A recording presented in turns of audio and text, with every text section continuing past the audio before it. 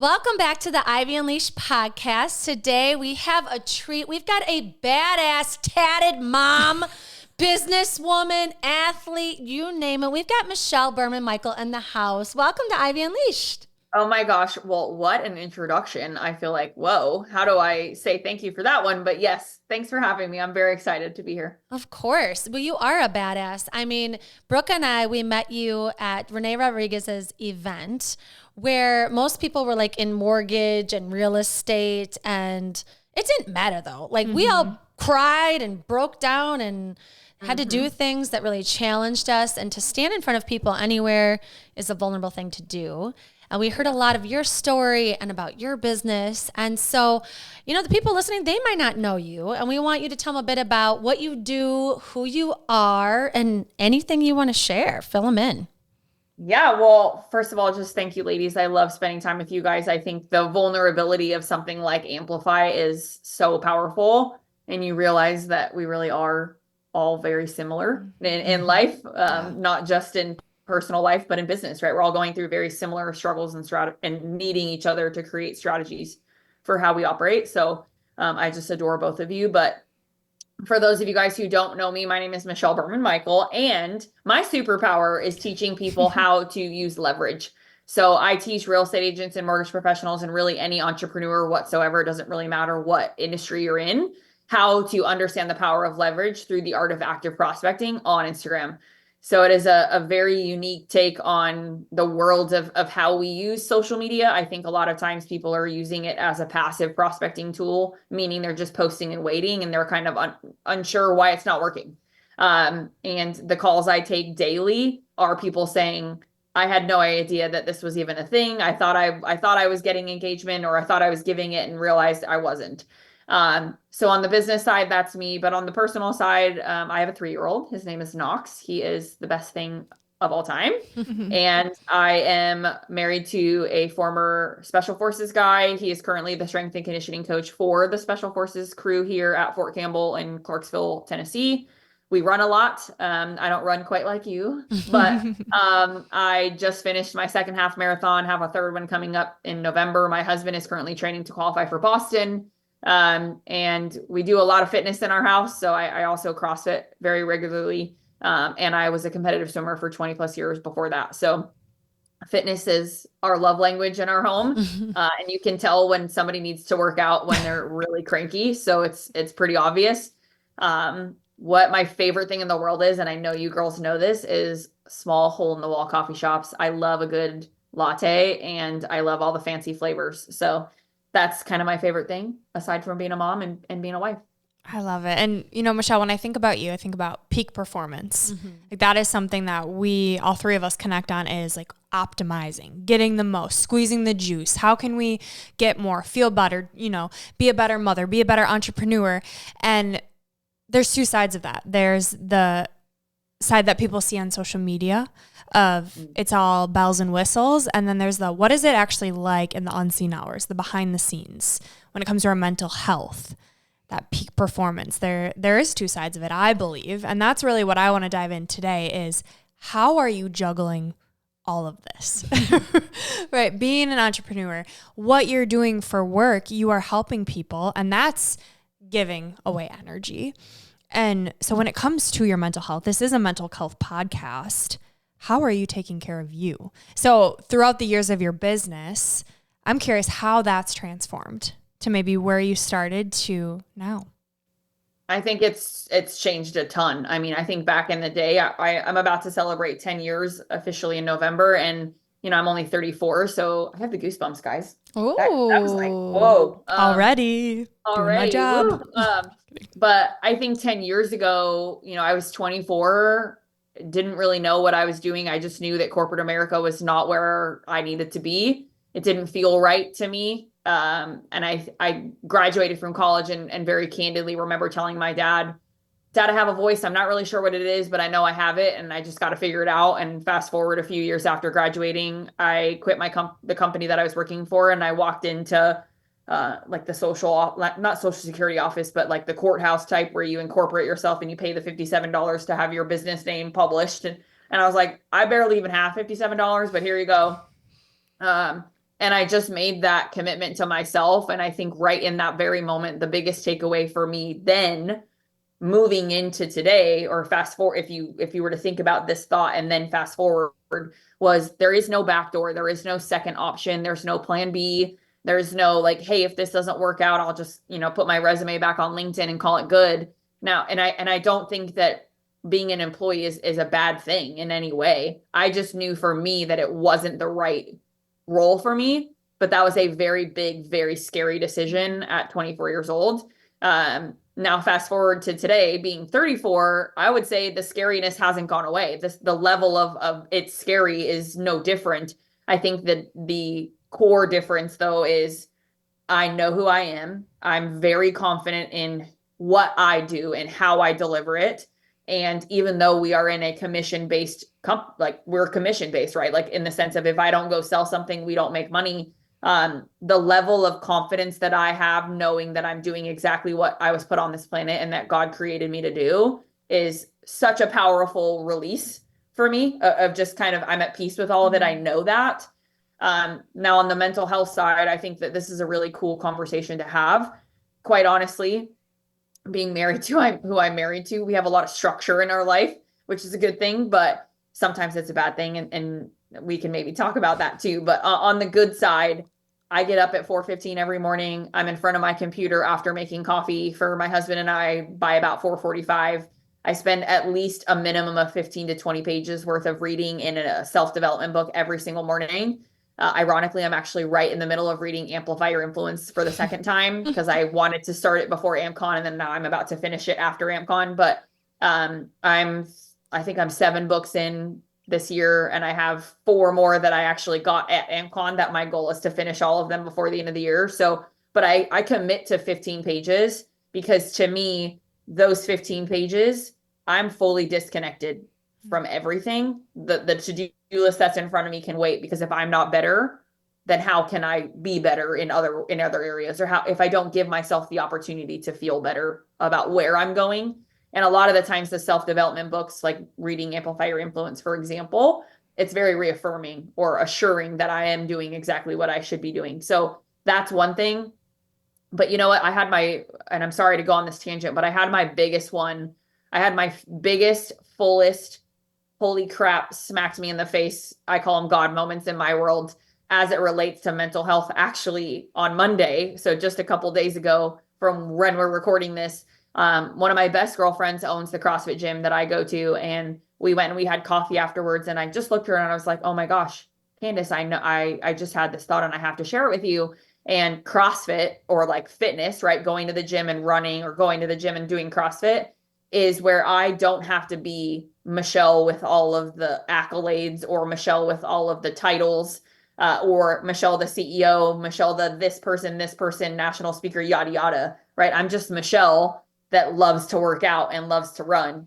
And that is so freeing for me because the weight of being all of those things is a lot. And so I think understanding that you have to have a place, like for me, CrossFit, or me going for a 5-mile run, to be able to have that full disconnect from, I don't have to have this badge on me that says Michelle Berman, the CEO, or the titles that come with it. And you guys are business owners, the weight of it is a lot. And sometimes it's hard. I don't know how else to describe it or what other word to use, but it's just hard.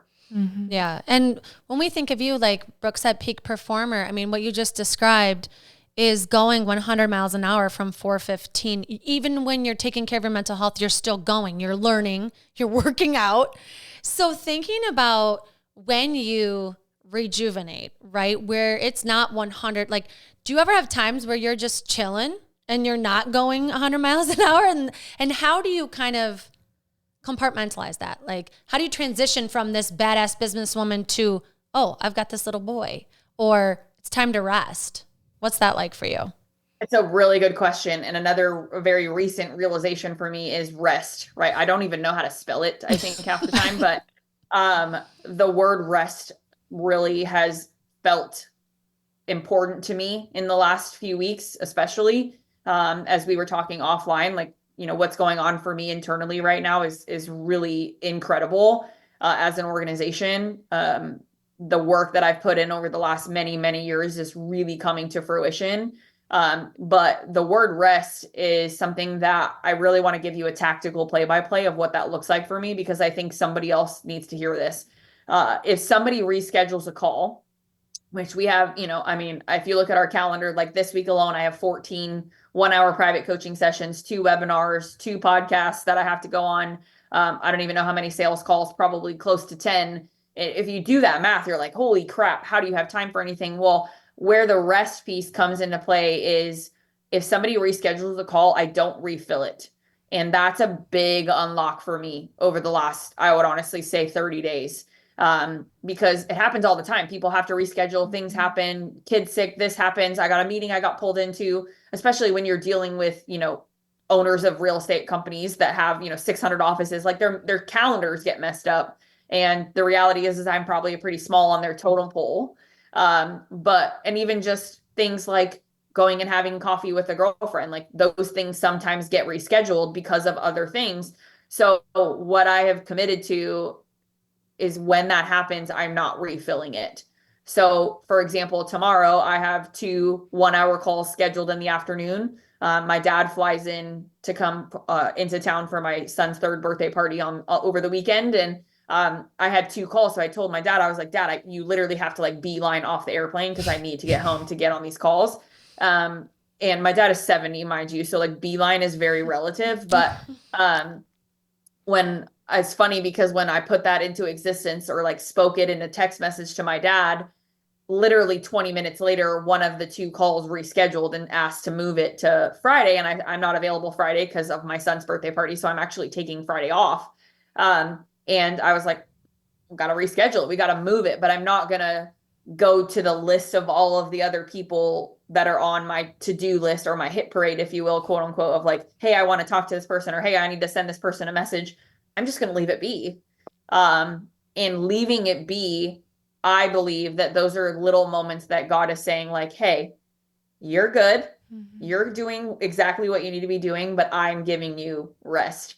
And so not refilling them is, I hope every single person that listens to this, including the 2 of you girls, like take that as a sign to rest and honor it. I like that. I think it's a boundary, right? If that is your hard no of I'm not filling that space. Whether that for someone listening is I have a hard boundary of 6 o'clock hits and I'm done, or the weekend. Like that's something I'm playing with right now as I'm defining and finding that R word we don't really know how to spell either, is what does that have to be for me? And listening to that, because that's tough, right? There is a million things you could be doing to fill that time. What are some other boundaries you've had to set when it comes to being a mom and, getting up early, yes, but also the tail end of it of when your day ends? Yeah, so my phone actually goes into do not disturb at 6:30, which is newer than it used to be. So it used to be 7:30, but my husband did the quintessential babe, you're always on your phone thing. And I was like, ugh. And he's not wrong because I really am always on my phone. But couple of the other things for me, hard stop wise is, and I tell my clients this, you have a 24-hour response time. So like if you email me, I will get back to you within 24 hours, unless it's on Friday. If you email me on Friday, most likely you're not getting a reply till Monday. And that's just because most of the time if I do work on Friday, it's for about 2 to 3 hours, like total. And it's usually in the afternoon because Friday mornings is when my son doesn't go to school. So Friday morning is mommy and me. We're going to Nashville. We're going to some cool museum. We're like having mommy and me time because it is so important to me to have that quality time with him.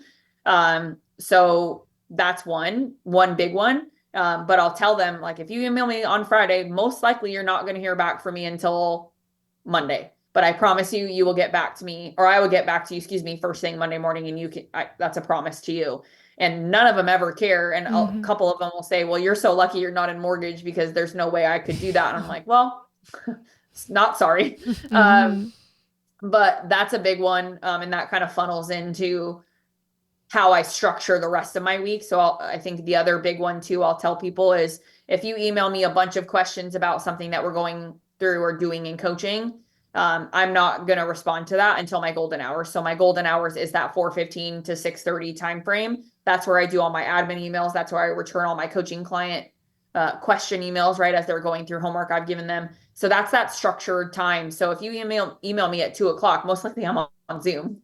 So you're not going to get a response. So I think where I'm going with all of this is you have to speak your calendar or speak your schedule into existence with them or to someone with confidence, because then they'll be like, I totally respect your boundary, as opposed to this is how I want it to be. But if someone emails me, I'm like, oh, hold on, let me get back to it because it feels important. And I think we've all been in that phase of our career at some point where you really did have to do those things, right? Because that's how we came to be where we are now. But I think I don't want to say you earn the respect, because I don't think that that's a viable phrase in this case, or a relative phrase, but I think you do get to a place where how you deliver the message ends up creating the boundary sort of on its own.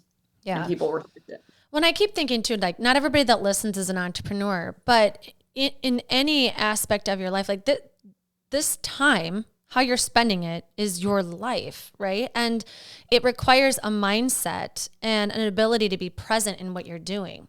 Like, I can only imagine being in a Zoom call with you or a coaching call. I bet you execute the shit out of that thing. Like, I bet you have an agenda. You were getting to the point. You were on it. And I think that's probably part of like why you have the integrity and the confidence to say like, no, I will get back to you and it will be worth your time to wait until 4:15 to 6:30 or whatever.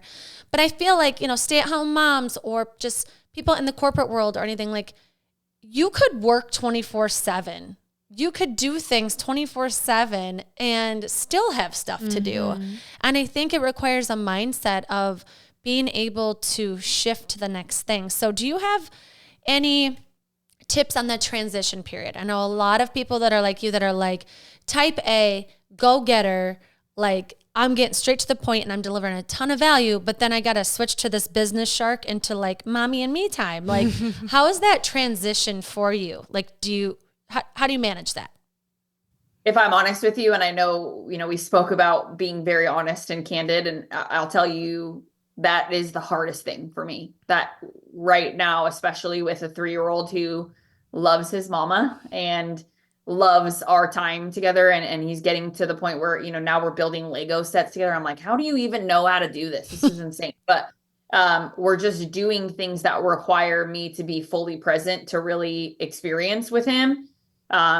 It is really hard. There are so many days, and I want to speak to the moms or stay-at-home moms or even single moms or both, right? My best friend is a single mom currently in the middle of a very nasty divorce and a very, very high-powered realtor here in Clarksville. And I watch her do it and I'm just like, oh my God, like how, but it's funny because so many people say that about me. But what I'll tell you is, as a mom, right, I could literally spend all day momming and still not get all of the things done as a mom that I need to do for being a mom, right? So for the stay-at-home moms in the house, it's like, it's constant. Even if I'm in your shoes, like I am constantly thinking about this thing or that thing, or he needs to be here, or like T-ball. We have T-ball this afternoon. And it's like, what is he wearing? Are his pants, or have they come in? Like, how early do we need to be there? Hold on, wait, we got to get dinner ready because we're not going to be done till 6:15. And by then that's way past dinner time. So wait, we also need snacks before we leave so that he's not hungry because he wakes up from his nap. Like, just like what our brain does, like the concept of having 127 tabs open, like, yes. And that's so true. So for me though, the transition from mom to boss and boss to mom is really about time blocking. And I know that that's such a cliche statement, but at the very beginning of the school year, really actually like 2 weeks before the school year, I texted my executive assistant and was like, hey, can we jump on Zoom? Let's look at Calendly. So we opened up my Calendly and we literally went through Monday, Tuesday, Wednesday, Thursday, Friday. What are my availabilities? When am I not? And I think that at the end of the day, you just have to honor what you put in the calendar, right? Whatever you say is what your availability is, you have to honor that. And I think the better we get at doing that, the happier we are in all of the other categories of things. right? So if I'm done at 1:30, I have to be done at 1:30. I can't say, you know what, oh, it's okay, we'll go 5 extra minutes, or hang on, I'll call you in the car while I'm driving to go get, like, you have to just be done. And I know one of my absolute hard do nots is I don't take phone calls when I'm in the car driving home from getting knocks, because that is mommy and me, like, we're talking about your day, how was school, what did you do, like, today he made an alligator and he got to use a glue stick for the first time. And he was so excited to tell me about the glue stick and the alligator and what the alligator sounds were. So there's just little pieces of our days like that, where I think, especially as parents, whether you're, the dad or the mom, we have to really, really lean into those 30 minutes or an hour, whatever that is, because honestly, that's my juice. Like, that's how I can do what I do, is feeling like Knox just gave me the biggest hug when I picked him up from school, and I now have an hour with him of fully uninterrupted mommy time, so that now I'm on calls for 2 more hours. I can do it because I just got my battery refilled. And there's so many moments. I mean, you guys know this, but there's so many moments throughout the day that you have to literally find time to do that. I want to know how you stay motivated.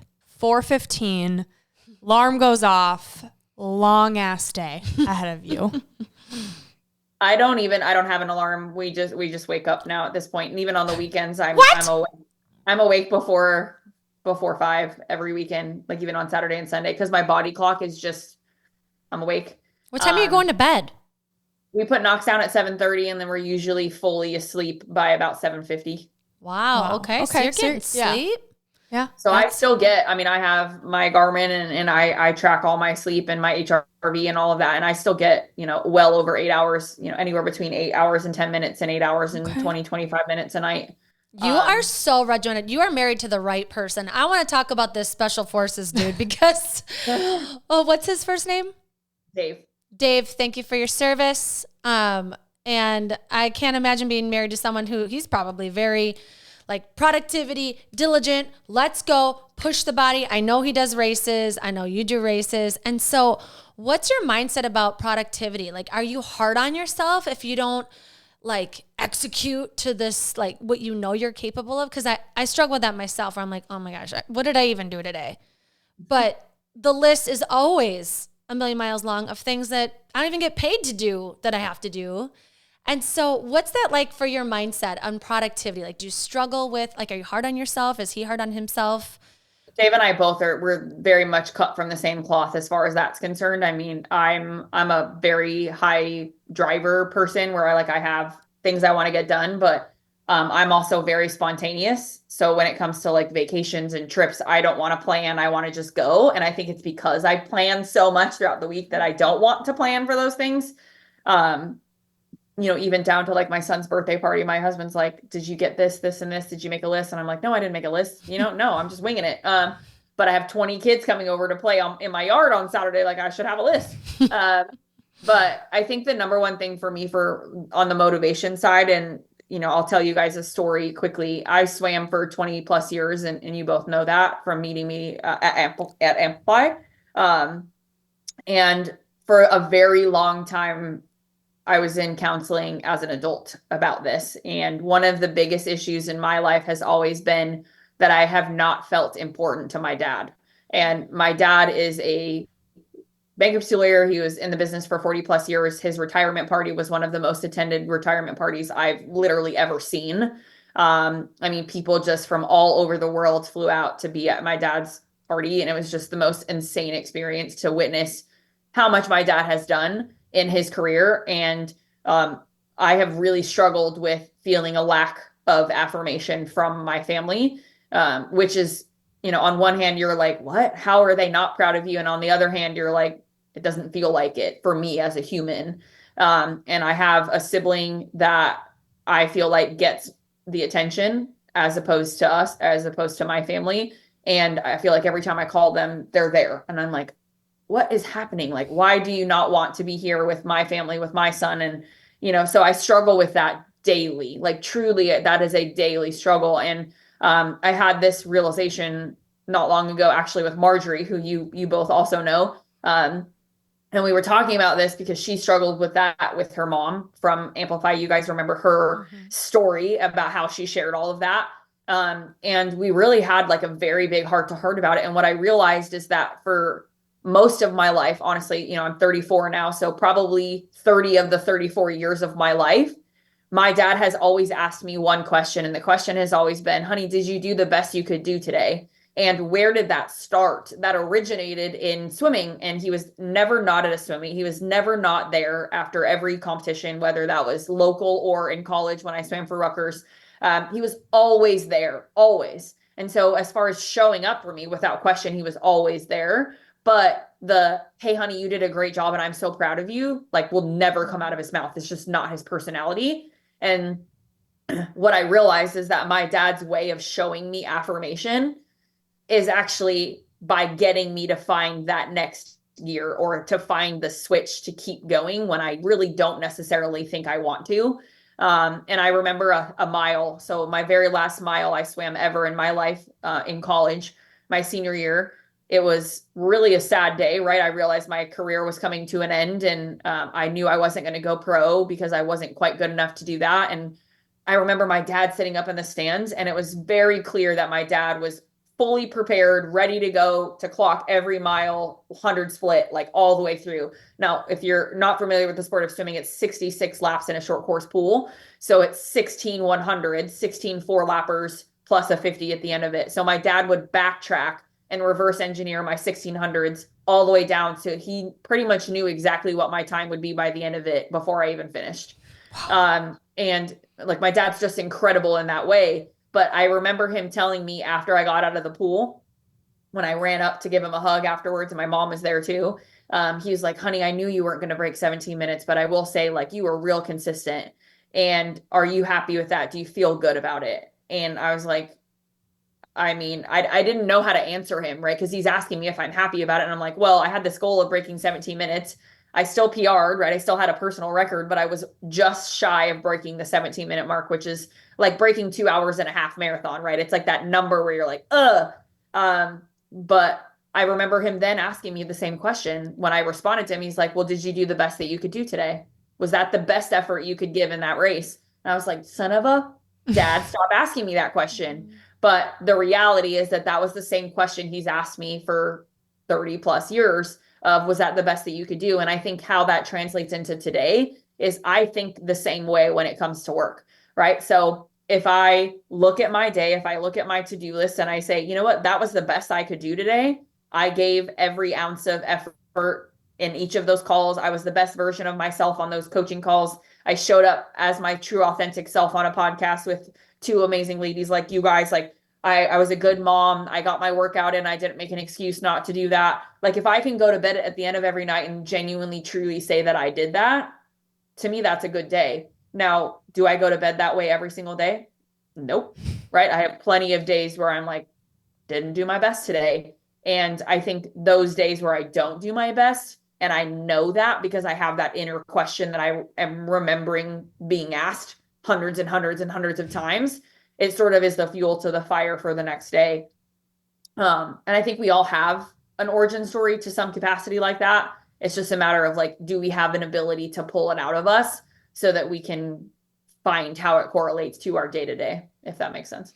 I think too, it's you're like, how do you view that question? You know, because part of me is like, I kind of like that he's asking you a question instead of telling you, like, I wish he would have hugged you and been like, congrats on an awesome career and loved on you and not asked you anything. But another part of me is like, that's a good question. And that like, did you give it your best? But I think, and not needing that outside validation. Yeah. But yet still as a child, you need that from your parents. So it's such a fine line. Yeah. It's tricky because maybe your best is shitty one day because you're tired. You know, like it wasn't my best day in productivity, but it was all I could do. I did it. I did the today. Well, and this is what I'm thinking as you're telling that, Michelle, is that question allows you to be very clear on what is that like for you. Mm-hmm. And it brings me back to the work you do with social media, right? In today's day and age, it's so easy to compare. Oh, this person is up at 4:15. Well, shit, I can't get my butt out of bed. You know, that comparison game. And social media it's tricky. So how have you found in your career with social media that you can have a healthy relationship with it, where you use it for work, it doesn't own you? You know, because there is the argument like, is this even real? I'm seeing the highlight reels, and you can go down a dark path with it. So I would love to hear about your relationship with it. Yeah, I have a very, very positive relationship with social. And I think part of it is because of the perspective that I follow, or sort of the way I want to be perceived. And I think one of the things that and if you guys are familiar with the book High Performance Habits, I've read this book backwards and forwards a million times. One of my favorite books ever. But one of the things that I remember when I was reading it was, I'm all of these things. Like, I'm reading all of these 6 things and I'm like, I am all of these things. Now, I might not be like perfect in all of them, because what's that mean? But I know I'm executing on all of these things. So when it transitions to, when I look at social and when I look at my content and I look at someone else in the same space and I see what their content looks like, or even you girls, like looking at your website, for example, that the imposter syndrome aspect of like, well, there's this so pretty, their branding is so pretty, it's so this, it's so that. That's very easy to do. It's very easy to fall into that wormhole. But for me, I have really 2 big things that I want people, really, I guess 3, that I really want people to feel when they consume my content. And that contributes to how I show up. Number 1, first and foremost, is I want people to know that I am wildly, stupidly passionate about teaching them how to leverage and actively prospect on Instagram. Like, nobody's teaching that, because the things that people are teaching are the things that don't matter. And I really found my lane in this space, and I'm so proud of that. And I think being really, really passionate about that comes out in our content if we show up properly. So that's one thing. The second thing is authentic as all get out. Like, I am going to be the first person to tell you I'm having a shitty ass day today and I'm still here. Right. And I think that shows up in my content too. I'm very honest about it. I'm very vulnerable about it. I had to let an employee go not long ago, and it was awful. Like, I hated it. And it wasn't because she wasn't awesome. It wasn't because she wasn't showing up and doing exactly what I needed her to do. It was because the portion of the business that she was helping me run didn't need it. And it was it just was a numbers game, right? It was just literally math. But when you realize how hard of a decision that was for a business owner, you start to understand that it's a lot bigger of a burden than you as an employee might think or feel. And so I posted about it. Like, obviously I didn't get direct about it and out of respect of the girl, but the reality is being a business owner is very heavy. There are many, many decisions that we have to make behind closed doors that nobody gets to deal with, other than like our closest friends that get to see it. And I remember walking into the gym that morning that I knew I had to do it. And my best friend is like, what is happening to you? What is going on today? Like, because I was visibly carrying it. And to me, I was just going about my day, but she could feel that I was could see, excuse me, that I was visibly carrying it. So being really authentic and saying when things are hard, saying when things are, great, I think is important.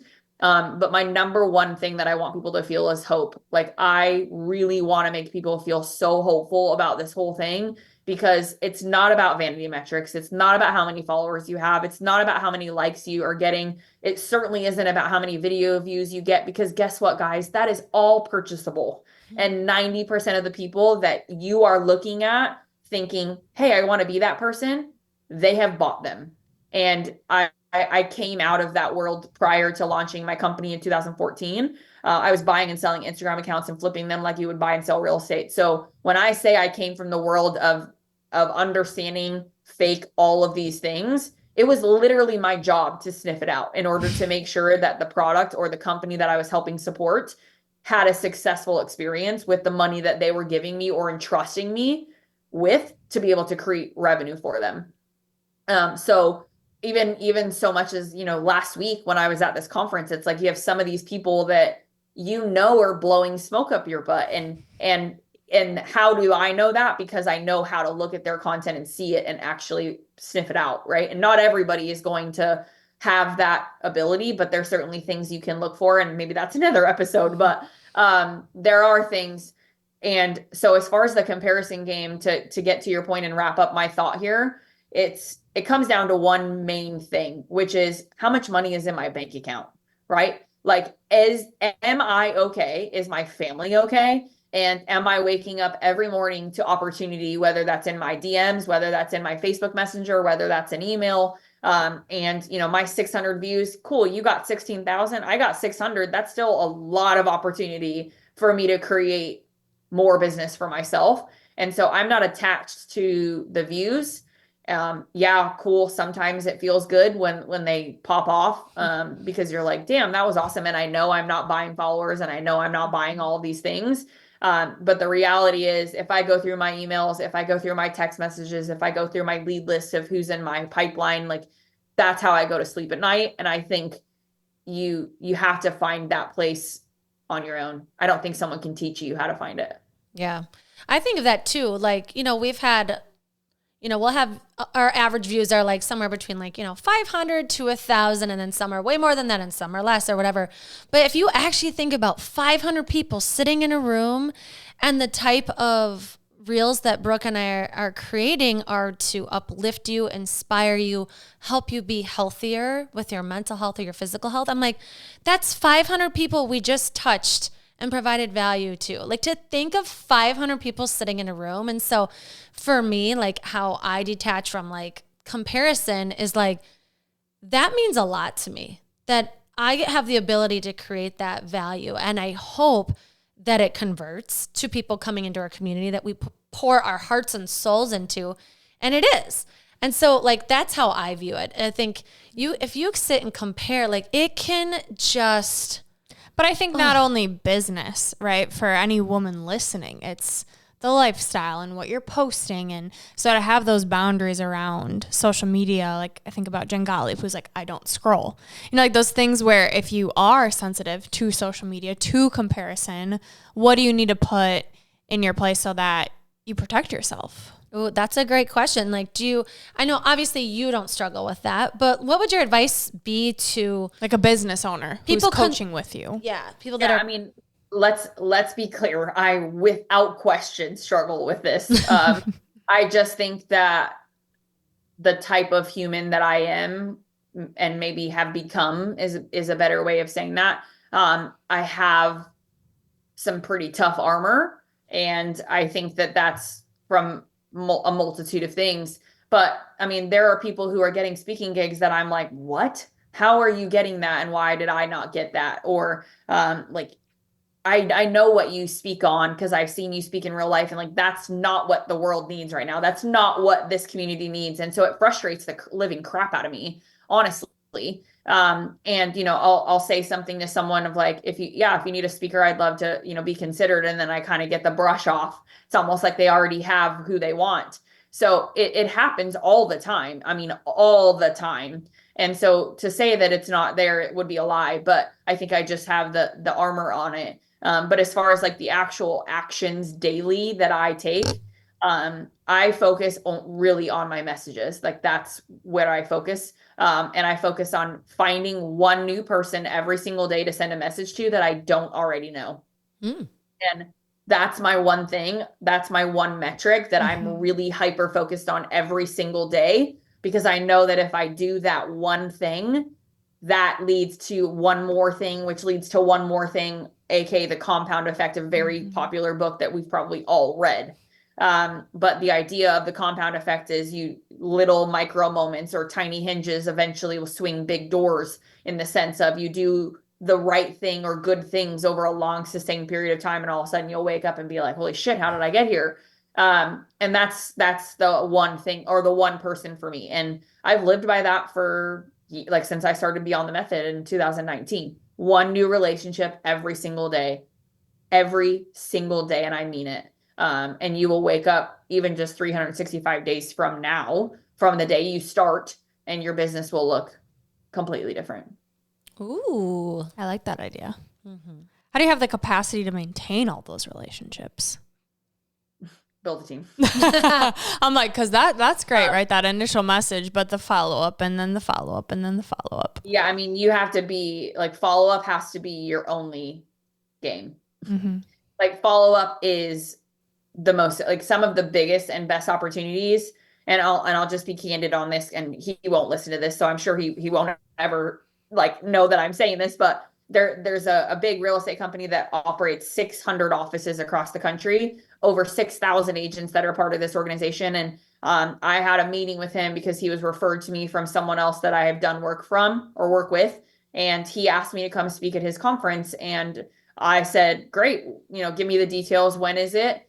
And he's like, send me an email with all of these things. Follow up with that, with your speaker reel, with all of these things, right? So I sent the email like within 20 minutes after I get off that call, after I've done a dance around my living room because I'm stoked, right?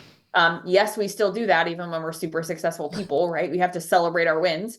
And so I sent him the email and I didn't hear back for a week, not even a reply, like an acknowledge of thanks, got it, nothing. So I set calendar invites in my calendar to send him a text message every 2 days.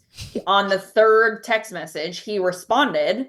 Mind you, I've let go of he probably thinks I'm batshit crazy because I just sent a text message every 2 days for 3 times. I let all that go. And I just said, this is my job to create this relationship. He planted the seed. I'm doing my follow-up. So I literally put a calendar invite in my phone to make sure that I texted him. And then on the third one, he texted me back and he's like, I'm so sorry. I've been at X conference. As soon as I get back in front of my computer, I'll make sure to get back to you. It might even be over the weekend. And I was like, great. Sure enough, Monday morning, I had an email. And I think you have to own your follow-up game and not make it an excuse and say, my pipeline's really big.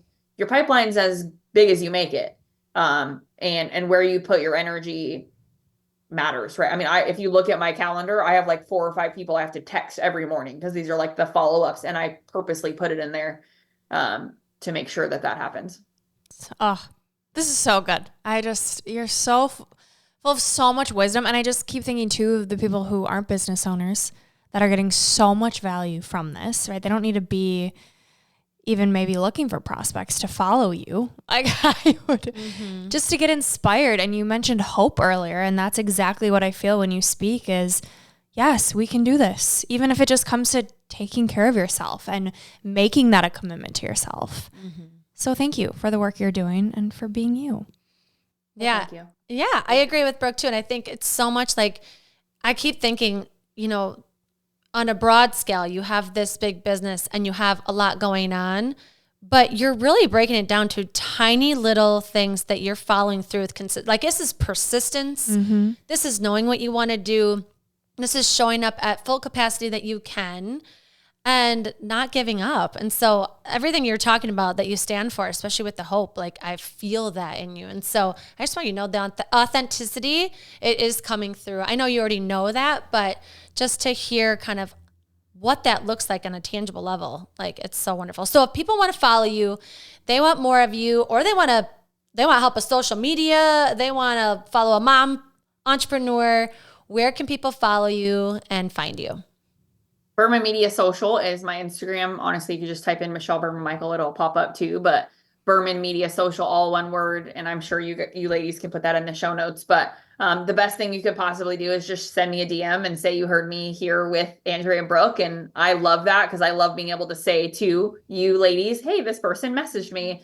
It's really affirming for the host of the show too, because what people don't realize is the thought that goes into who are we having on our shows and who are we talking to? What are we talking to them about? All of that. There's a lot of thought that goes into that for sure. Awesome. I love it. And we always end our show with 3 different segments. The first is 3 gold stars. So your 3 takeaways for our listeners.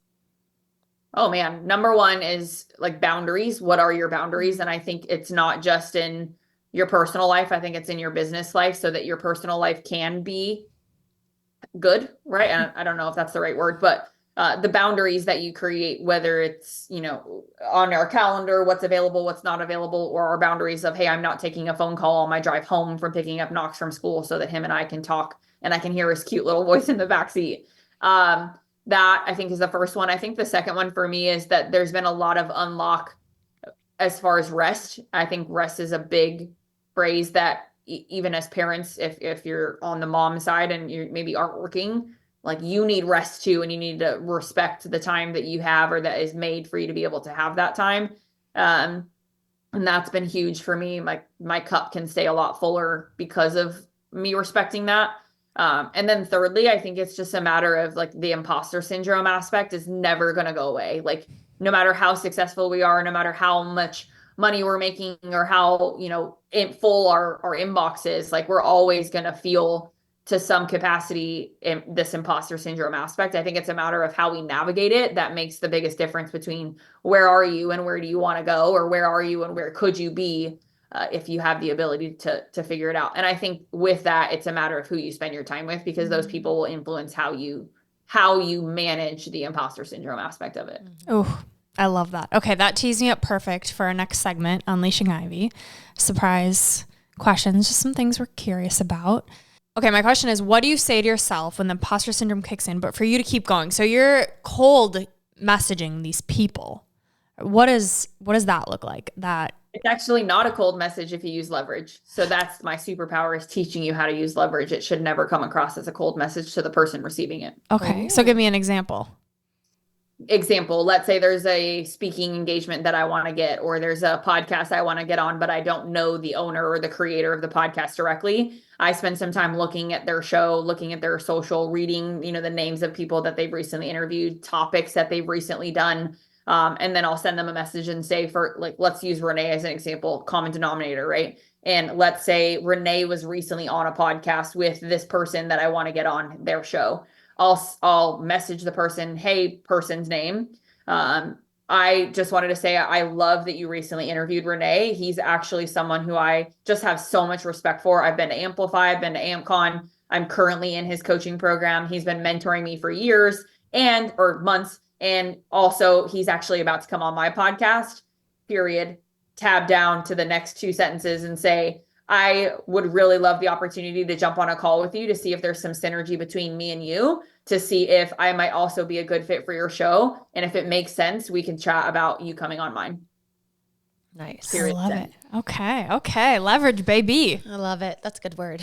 All right. My question is about parenting. So you shared that vulnerable story and how you needed that affirmation from your father. So I'm curious how you're going to alchemize that into your parenting and how you want that to be different for your son.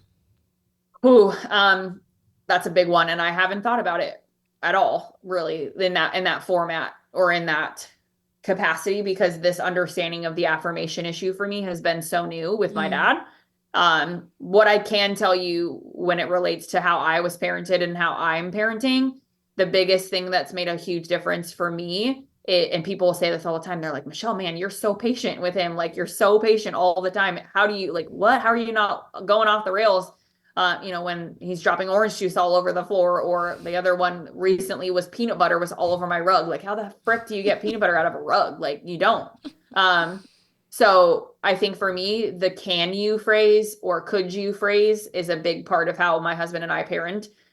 Because it's like, if you get an email from someone that says, please see below, or please get on my calendar, or please send this person an email, like, it comes across a little bit rash almost without even really realizing that you're doing that. And on the receiving end, it doesn't feel good, right? Sometimes. So when I talk to Knox, or even when I talk to my employees, or even if I'm talking to you girls about something related to the show, I might say, can you send me the recording afterwards? Because I'd love to make micro content out of it, as opposed to, hey, you guys are going to send me the recording afterwards, right? Because I'd love to make micro content out of it. And just the way you receive that authenticity of like, hey, this person is a good person, this person cares about me as a human being, feels more authentic, and isn't just in it for something for them. So I think as it relates to parenting, Knox, can you please go get me this? Or Knox, can you please go put this in the trash? He kind of looks at you for a second and he's like, sure. His favorite word is sure. So like when he says it, he'll be like, okay, sure. And like my husband and I die every time because it's so cute. But we notice that he'll start to say things to us like, I need this, I need that, I need this. No, you don't need anything. Can I have, or could I have? And it makes a big difference in how he responds to us.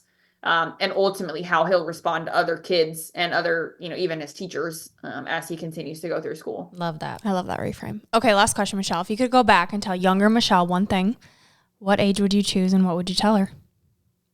Oh gosh, I don't know. probably fresh out of college. And I'm going to transition us to the quote and like combine the two things because this quote is actually something I said to a girlfriend very recently that she literally was like, I'm going to print that out and frame it. And I was like, I just made it up. But the sentence or the quote is, so don't put sunglasses on and hide from the light. It may hit you without ever realizing it. And I think that, and just one more time, right? Like, don't put your sunglasses on and hide from the light because it may hit you without ever realizing it. And like, whatever it may hit you, like whatever that thing is, you won't be open to receiving it unless you accept that it might hurt your eyes a little bit to receive the information. And I think for me, like graduating from college, I knew I didn't want to work for corporate America like then. And I didn't listen to that voice because I was like, I need to go make money.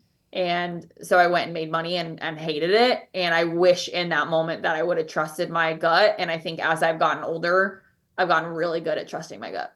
Love it. Well, thank you so much, Michelle, for your time and sharing your wisdom. You are a badass business owner, and it's exciting to think about watching your personal life and business together because I know you show both sides. And so we appreciate you being here with us, sharing your insights. We can't wait to see and hear more from you. And we always wrap up with a piece of gold, but you already said it. So send us off one more time. Say your piece of gold. I love it. Thank you so much, ladies. But my piece of gold for all of you guys is, so don't put sunglasses on and hide from the light. It may hit you without ever realizing it. And I just pray that somebody makes you feel that way. If you're listening to this, like somebody makes you feel like you are on the path that you're supposed to be on. And hopefully it happens daily. This is Gold Ivy signing off. Listen to your truth and go chase your gold.